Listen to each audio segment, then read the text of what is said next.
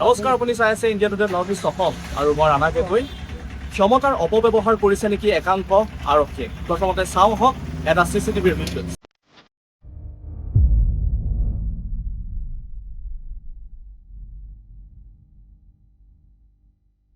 এই চিচিটিভি ভিডিঅ'টোত আপোনালোকে দেখিবলৈ পাইছে এগৰাকী আৰক্ষী বিষয়াই কেনেধৰণে এগৰাকী যুৱ ব্যৱসায়ক এগৰাকী যুৱকক আচলতে নিশাৰ ভাগত মাৰপিট কৰা পৰিলক্ষিত হৈছে। আৰু এই ঘটনা হৈছে গুৱাহাটী মহানগৰীৰ পাঞ্জাবাৰীত। যিগৰাকী আৰক্ষী বিষয়াই মাৰপিট কৰিছে, এই আৰক্ষী বিষয়াগৰাকীৰ নাম হৈছে জয়ন্ত ৰাজখোৱা।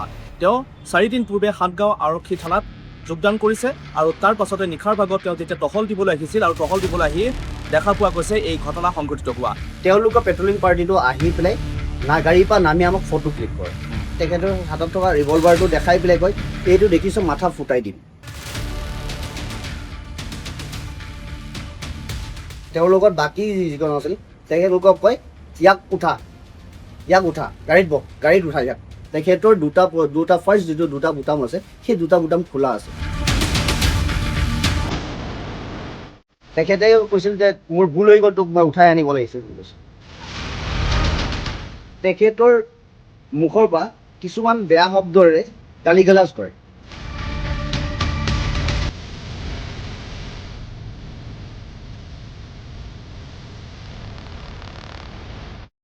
আৰু এই স্থানতে যুৱকগৰাকীক নিশাৰ ভাগত আৰক্ষী বিষয়াজনে চমকি প্ৰদান কৰিছিল। আৰু কি কাৰণে আচলতে আৰক্ষী বিষয়াগৰাকীয়ে যুৱকজনক এনেধৰণৰ মাৰপিট কৰা ঘটনা সংঘটিত হ'ল, সেই ঘটনা সন্দৰ্ভত আমি জানিবৰ বাবে স্থানলৈ আহিছোঁ, যুৱকজনৰ লগত কথা পাতিম আৰু দুটাকৈ চিচি কেমেৰা আপোনালোকক দেখুৱাবলৈ বিচাৰিম। এই চিচি কেমেৰাকেইটাতে বন্দী হৈছিল সমগ্ৰ দৃশ্য। আৰক্ষী বিষয়াগৰাকী উদ্ভণ্ডালি কৰাৰ ঘটনা যি চৰ্চা হৈ আছে, সমালোচনা হৈছে, সেইটো সেই দৃশ্য এই চিচি কেমেৰাটোতে ধৰা পৰিছিল। আৰু বৰ্তমান সেই যুৱকগৰাকী যিগৰাকী যুৱকক আৰক্ষীয়ে মাৰপিট কৰিছিল, আমান হাজৰিকা, তেওঁ এই ফাষ্টফুডৰ দোকানখন দিয়ে তেওঁ চলি আছে। গতিকে ফাষ্টফুডৰ দোকানখন বন্ধ কৰিবলৈ বন্ধ কৰাৰ পাছতে তেওঁ কৰবাত হৈছিল আৰু সেই সময়তে আৰক্ষী বিষয়াগৰাকীয়ে তেওঁক মাৰপিট কৰা বুলি জানিব পৰা গৈছে।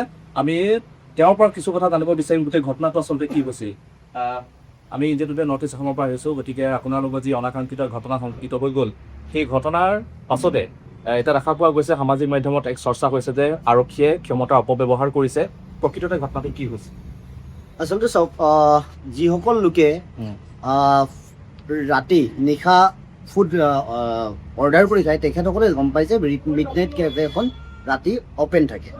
আৰু আপোনালোকে দেখিছে যে মিডনাইট কেফেখন আপুনি সোমাই আহোঁতে দেখিছে আমাৰ কেফেখনৰ কোনো চাটাৰ বা কোনো হেৰি তেনেকুৱা ধৰণৰ নাই। এইটো এটা এণ্ট্ৰেঞ্চ, এটা ঘৰত যোৱা এণ্ট্ৰেঞ্চ। এই এণ্ট্ৰেঞ্চটোতে মই পৰিৱৰ্তন কৰিছোঁ এখন ৰেষ্টুৰেণ্টলৈ। তো সেই হিচাপত মই বেলেগ দিনাখনৰ দৰে সেইদিনাখনো দোকানখন বন্ধ কৰি ৰাতি 2টা বজাত দোকানখন বন্ধ কৰি মই ঘৰত যাব ল'লোঁ। ঘৰত যাবৰ কাৰণে মই যিহেতু মোৰ আপোনালোকে এণ্ট্ৰেঞ্চটো দেখিছে, এখন গেট আছে, তো ইয়াত কোনো চাটাৰ নাই। তো গেটখন হয়তো ভিতৰৰ পৰা বন্ধ কৰিব লাগিব, আদাৰৱাইজ বাহিৰৰ পৰা বন্ধ কৰিব লাগিব। যিহেতু মই বাহিৰৰ পৰা বন্ধ কৰি যাওঁ, এইটো কেম্পাছত আৰু বেলেগ ভাড়াতীয়াও আছে, তেওঁলোকৰ কাৰণে প্ৰব্লেম হয়। তাৰ কাৰণে ভিতৰৰ পৰা গেটখন বন্ধ কৰিব লাগিব। ভিতৰৰ পৰা গেটখন বন্ধ কৰিবৰ কাৰণে মই মালিকক, যিহেতু চাবিটো মালিকৰ লগত থাকে, তো মালিকৰ পুতেকক মই ফোন কৰিছিলোঁ যে মই দোকানখন বন্ধ কৰিছোঁ, আপুনি আহি গেটখন বন্ধ কৰি দিয়ক। তাৰবাবে লাইট চাইট বন্ধ কৰি 2:10 মানত মই বাহিৰত ৰখি আছোঁ। বাহিৰত ৰখি থকাৰ পিছত যেতিয়া 2:10-15 ভিতৰত মালিকৰ পুতেক আৰু তেওঁলোকৰ এগৰাকী লেডি তেওঁলোকৰ ৰিলেটিভৰ তললৈ নামি আহে গেটখন মাৰিবৰ কাৰণে। গেটখন মাৰিবৰ কাৰণে নামি আহোঁতে মই যিহেতু বাহিৰত ৰখি আছিলোঁ, তেওঁলোকে মোৰ ওচৰলৈ কাষলৈ গ'ল। সেই সময়টোতে সাতগাঁও থানাৰ এটা পেট্ৰলিং পাৰ্টি, ইক' ভেনৰ যিটো পেট্ৰলিং পাৰ্টি আছিল, তেওঁলোকৰ পেট্ৰলিং পাৰ্টিটো আহি পেলাই গাড়ীৰ পৰা নামি আমাক ফটো ক্লিক কৰে। ফটো ক্লিক কৰাত মই আৰক্ষীগৰাকীক সুধোঁ, ছাৰ আপুনি যে আমাৰ ফটো ক্লিক কৰিলে, কিহৰ কাৰণে ফটো ক্লিক কৰিলে?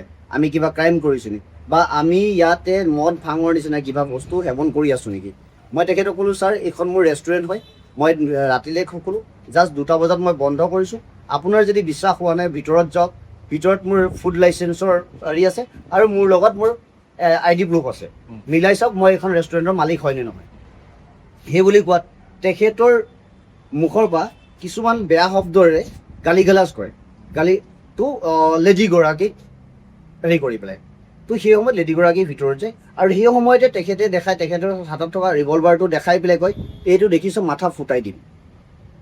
মানে আপোনাক ভাবুকি দিছে ভাবুকি দিছে এইটো দেখিছোঁ মাথা ফুটাই দিব মই যেতিয়া বাৰে বাৰে সুধিছিলোঁ আপুনি কি কাৰণে আমাৰ ফটোটো ক্লিক কৰিলে সেইটো সময়ত তেখেতে কয় এইটো দেখিছোঁ মাথা ফুটাই দিম তাৰপিছত যেতিয়া মই বাৰে বাৰে এইটো কথা সুধি আছিলোঁ তেতিয়া তেওঁৰ লগত বাকী যিজন আছিল তেখেতলোকক কয় ইয়াক উঠা গাড়ীত বহ গাড়ীত উঠা ইয়াক তেতিয়া মই যেতিয়া গাড়ীত উঠা বুলি কয় তেতিয়া মই আকৌ সুধোঁ যে মই গাড়ী উঠিম মই যদি কিবা ক্ৰাইম কৰিছোঁ ইয়াত যদি মদ ভাং খাই আছোঁ কিবা কৰিছোঁ তেতিয়া মই গাড়ীত উঠিম আপুনি কি কাৰণত মোক গাড়ী উঠাব সেইটো মোক ক'ব লাগিব আপুনি তেতিয়াহে মই গাড়ীত উঠিম তেওঁ কাৰণটো ক'লেনে কাৰণটো নক'লে সেই কথাটো সোধাৰ লগে লগে আপোনালোকে ভিডিঅ' CC কেমেৰা ফুটেজটো দেখা পাইছে তেওঁ কি ধৰণে মোক মাৰপিট কৰিলে গাড়ীত ঘৰুৱা প্ৰয়াস কৰিলে কিন্তু গাড়ীত নহয় লাষ্টত তেওঁলোক গুচি মানে আপোনাক মাৰপিট কৰাৰ দৃশ্যটোতো আমি দেখিছোৱেই হয়।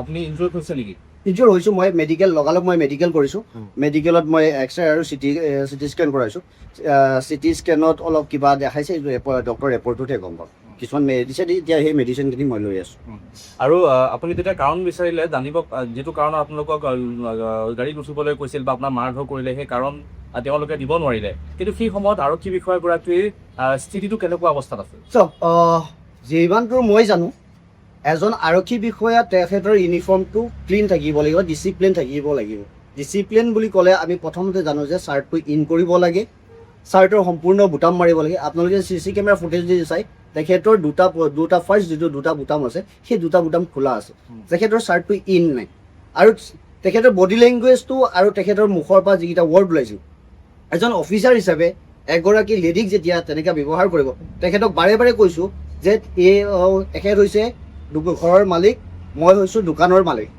এই দোকানখন মোৰ আপোনাৰ যদি কিবা সন্দেহ আছে মোৰ ID প্ৰুফ লওক দোকানৰ লাইচেঞ্চ চাওক কিবা সন্দেহ আছে তেতিয়া সেইটো সময়ত তেখেতে যিকেইটা ৱৰ্ড ইউজ কৰি পেলাই গালি গালাজ কৰিছিল তাৰপৰা গম পোৱা যায় তেখেতে নিশ্চয় মদ্যপান কৰি পেলাই আছিল কাৰণ এজন সুস্থ অফিচাৰে তেখেতৰ ড্ৰেছযোৰ তেনেকৈ নাৰাখে আৰু তেখেতৰ মুখত সেইকেইটা ভাষা কেতিয়াও নোলায় আপুনি যেতিয়া ক'লে যে আপোনাৰ প্ৰমাণ পত্ৰবিলাক এই ফুড লাইচেঞ্চেই হওক বা এইখনৰ লাইচেঞ্চ হওক সেইবিলাক পৰীক্ষা কৰিছিলে নে নাই একো পৰীক্ষা কৰা একো পৰীক্ষা কৰা তেতিয়া মই যেতিয়া এইবিলাক যেতিয়া কৈ আছিলোঁ তই বেছি দেখাব আহ বুলি সেইটো কথাতে তেখেতে মোক গাড়ীত উঠাবৰ কাৰণে মাৰপিট কৰে তেতিয়া সেইবিলাক কথাটো বাদ দি অকল মোক মাৰপিট কৰা ষ্টাৰ্ট কৰিলে আপোনালোকে CC কেমেৰা ফুটেজটো এইটো দেখা পাইছে তাৰপাছতে কি কৰিলে তেওঁলোক গুচি গ'ল আপোনাৰ গাড়ীত উঠালে নে থানালৈ লৈ গ'ল কি কথা কৈছে নাই তাৰপিছত তেওঁলোক গুচি গ'ল তেওঁলোক গুচি গ'ল মানে আপোনাৰ একো ৰিজন উলিয়াব নোৱাৰিলে তাৰপিছত তেওঁলোক গুচি গ'ল তাৰপাছত আপুনি কি কৰিলে তাৰপিছত মই লগালগ প্ৰতীক্ষা মেডিকেলত গ'লোঁ মোৰ ট্ৰিটমেণ্টটো কৰালোঁ কাৰণ জানো যে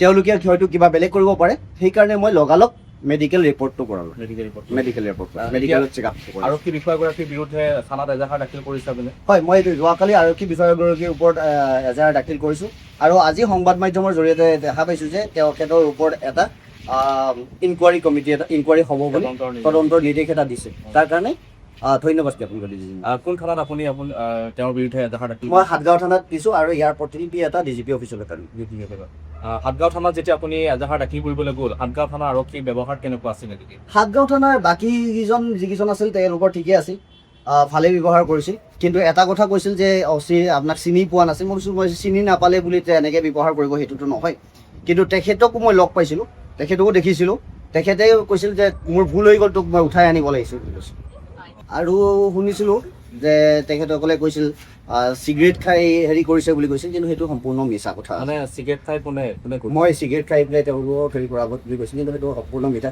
CC কেমেৰাটো দেখাই পাইছে ষ্টাৰ্টিঙৰ পৰা আছিল গোটেইখিনি সম্পূৰ্ণ মিছা কথা সম্পূৰ্ণ মিছা কথা কৈছে এতিয়া এই ঘটনাটো কালি যি ঘটনা সংঘটিত হ'ল 2:10 মানে আজি পুৱতি নিশা ভাগত বা মাজে যোৱা 28 তাৰিখৰ পুৱতি নিশা যি ঘটনাটো সংঘটিত হ'ল আপোনাৰ লগত ইয়াৰ পৰা আপোনাৰ কি অভিজ্ঞতা বা অসম পুলিচক লৈ পেলাই আপোনাৰ প্ৰতিক্ৰিয়া কি হ'ব চাওক এটা কথাই ক'ব যাওঁ যে এটা বস্তাত হয়তো এটা আলু গেলা থাকে মই এইটো নকওঁ যে প্ৰত্যেকজন আৰক্ষী বিষয়াই বেয়া বুলি বহুত আৰক্ষী বিষয়াৰ লগত মোৰ চিনাকি আছে তেওঁলোক বহুত ভাল মোৰ নিজৰ ফেমিলিটো আৰক্ষী বিষয়া আছে তেওঁলোকৰ বিষয়েও মই জানো কিন্তু এটা কথা কি কিছুমান আৰক্ষী বিষয়াৰ কাৰণে প্ৰত্যেক ডিপাৰ্টমেণ্টটো বদনাম হয় আৰু DGP মহোদয়ক ধন্যবাদ জ্ঞাপন কৰিছোঁ যে তেওঁ অতি শীঘ্ৰে তদন্ত এটা হেৰি কৰিলে আৰু মই আশা কৰোঁ তদন্তটো এটা ভাল তদন্ত হ'ব যাতে অসম পুলিচৰ লগত যিটো দাগ লাগিছিল সেই দাগটো যাতে পিছলৈ আৰু নাহে এনেকৈ এই ধৰণৰ অফিচাৰৰ কাৰণে যাতে দাগটো নালাগে আপুনি এগৰাকী সচেতন যুৱক হিচাপে বা এগৰাকী ক্ষুদ্ৰ ব্যৱসায়ী হিচাপে গতিকে ভাবেনে এই ঘটনাটোৰ পাছতে যে আকৌ এনেকুৱা ধৰণৰ ঘটনা সংঘটিত নহ'ব বুলি? সেইটো আচলতে এতিয়া ক'বলৈ অকণ দিগদাৰ হৈ গৈছে, কাৰণ কাৰণ এনেকুৱা মাজে মাজে ঘটনা প্ৰায় হৈ থাকে। প্ৰায় দেখাই পাই থাকোঁ। কাৰণ আমি ক'ব লাগিব যে ফেঞ্চি বজাৰত এগৰাকী ডেলিভাৰী বয় সামান্য অজুহাতত এগৰাকী আৰক্ষী বিষয়াই কেনেকৈ মাৰপিট কৰিছিল, তাৰ পাছতে আপোনাৰ এই ঘটনাটো সংঘটিত হৈছে। সেইটোৱে ক'লোঁ যে এইটো যে ইয়াৰ পিছত যে নহ'ব বুলি সেইটো সম্পূৰ্ণভাৱে ক'ব নোৱাৰি, কাৰণ একাংশ আৰক্ষী বিষয়া আছে, তেওঁলোকে ড্ৰেছযোৰ পিন্ধাৰ পিছত তেওঁলোকে ড্ৰেছযোৰ অপব্যৱহাৰ কৰিব ধৰিছে। কিন্তু আমি বিচাৰোঁ যে সেই আৰক্ষীসকলে অপব্যৱহাৰ কৰিব নালাগে, তেওঁলোকৰ যিটো কৰ্তব্য সেই কৰ্তব্যটো কৰিব লাগে, পাব্লিকৰ লগত এটা ভাল ৰিলেশ্যন মেইনটেইন কৰিব লাগে, তেওঁলোকে দাদাগিৰি কৰিটো বন্ধ কৰিব লাগে আচলতে। আৰু এনে আৰক্ষী বিষয়াৰ ওপৰত উচিত তদন্ত হোৱাটো মই হ'ব লাগে। গতিকে আপোনাক গুলি দিলে ফুটাই দিম তেনেকুৱা ধৰণৰ কিছুমান শব্দ ব্যৱহাৰ কৰিছিলে, লগতে এনকাউণ্টাৰ কৰা বুলি আপুনি অফ ষ্টন কৈ আছিল কথাটো। হয়, তেওঁ কৈছিল যে বেছি কথা কৈ দিলে এনকাউণ্টাৰ কৰি দিম বুলি সেইটো কথা কৈছিল। মই সেইটোৱে কৈছোঁ যে সুস্থ মগজত থাকিলে এজন বিষয়াই তেনে ৱৰ্ড নক'লে হয়, যিহেতু মই তেখেতক বাৰম্বাৰ মই কৈছোঁ যে মই এইখন ৰেষ্টুৰেণ্টৰ মালিক হয়, ঘৰৰ মালিক হয়, বাৰম্বাৰ কোৱাৰ পিছত তেখেতে মদ্যপান কৰি থকাৰ কাৰণে হৈছে। আৰু পুলিচে চেকিং পাব্লিকক কৰাৰ আগত এটা ব্যৱস্থা কৰিব লাগে যে ডিউটিত যোৱাৰ আগত নিজৰ ডিপাৰ্টমেণ্টক চেকিং কৰিব লাগে, আচলতে ডিপাৰ্টমেণ্টক চেকিং হ'ব লাগে আচলতে। আৰু তেওঁৰ লগত কোন কোন আছিলে, আৰু বিষয়া আৰক্ষী আছিলেনে? তেখেতৰ লগত এগৰাকী মহিলাক দেখিছিলোঁ মই, আৰু এজন কনিষ্টবল দেখিছোঁ, আৰু এজন হয়তো ড্ৰাইভাৰ আছিল নে কি নাজানো, মুঠতে মই 4জন দেখা পাইছিলোঁ, কিন্তু গাড়ীৰ ভিতৰত যেতিয়া আৰু কোনোবা আছিল মই দেখা নাই। তেওঁলোকৰ অৱস্থাটো কেনেকুৱা আছিলে? বাকী কেইগৰাকী আগ্ৰাসী ৰুমত আছিলে? নাই, বাকীগৰাকীয়ে কোনো হেৰি কৰা নাছিল, কিন্তু তেওঁলোকক মানে এই আৰ্গুমেণ্টটোত বা তেওঁলোকৰ লগত যিটো মই হেৰি হৈছিল, বাকী দিছিলোঁ মই ইমান এটা লক্ষ্য কৰা নাই, কিন্তু লেডিগৰাকীক মই দেখিছোঁ ছাইডত ৰখি আছে, আৰু এজন নামি অহা দেখিছোঁ, কিন্তু তেওঁলোকে মোক একো সোধাও নাই, একো কৰাও। আৰু এই ঘটনাটোৰ পাছতে যিগৰাকী আৰক্ষী বিষয়া আছিলে তেওঁৰ নামটো জয়ন্ত ৰাজখোৱা বুলি আমি জানিব পাৰিছোঁ, তেওঁ আপোনালৈ ব্যক্তিগতভাৱে ফোন কৰিছে নেকি, ক্ষমা বিচাৰিছে নেকি? নাই, ব্যক্তিগতভাৱে এতিয়ালৈকে ফোন কৰা ক্ষমা বিচৰা নাই। ক্ষমা বিচৰা। ধন্যবাদ থাকিল। আৰু এগৰাকী অমল হাজৰিকা, তেওঁ ইতিমধ্যে গোটেই ঘটনাটো সন্দৰ্ভত অৱগত কৰিছে, কি হৈছিল আচলতে নিশাৰ ভাগত তেওঁৰ লগত, আৰু এই ঘটনাৰ পৰাই যে জানিব পাৰি যে একাংশ আৰক্ষী বিষয়াই এতিয়াও এই পোচাকযোৰৰ ক্ষমতাৰ অপব্যৱহাৰ কৰি আহিছে। আৰু জয়ন্ত ৰাজখোৱা নামৰ যিগৰাকী বিষয়া আছিল, আৰক্ষী বিষয়া, তেওঁ হাটগাঁও থানাত 4 দিন পূৰ্বে আচলতে তেওঁ এইখন থানাতে কৰ্মত যোগদান কৰিছে, আৰু তাৰ পাছতে তেওঁ নিশাৰ ভাগত যিয়ে অৰ্থাৎ ওলাই আহে, তেওঁলোকে টহল দিবলৈ ওলাই আহে, আৰু সেই সময়তে এই ঘটনাটো সংঘটিত হৈছে। আৰু পৰৱৰ্তী সময়ত তেওঁৰ বিৰুদ্ধে যিগৰাকী আৰক্ষী বিষয়াৰ এই উদ্ভণ্ডালি, তেওঁৰ বিৰুদ্ধে ইতিমধ্যে তদন্তৰ নিৰ্দেশ দিছে বুলি জানিব পৰা গৈছে। আৰু এই ভিডিঅ'টো চাই আপোনালোকে আৰক্ষী বিষয়াসকলৰ ওপৰত কেনেধৰণৰ কি প্ৰতিক্ৰিয়া ব্যক্ত কৰিব আমাৰ কমেণ্ট ছেকশ্যনত জনাবলৈ নাপাহৰিব। আৰু লগতে আপোনাৰ লগতো তেনেকুৱা ব্যৱহাৰ কৰিছে নেকি আৰক্ষীয়ে, সেই সন্দৰ্ভতো জনাবলৈ নাপাহৰিব। চাই থাকিব India today north east Assam. ধন্যবাদ।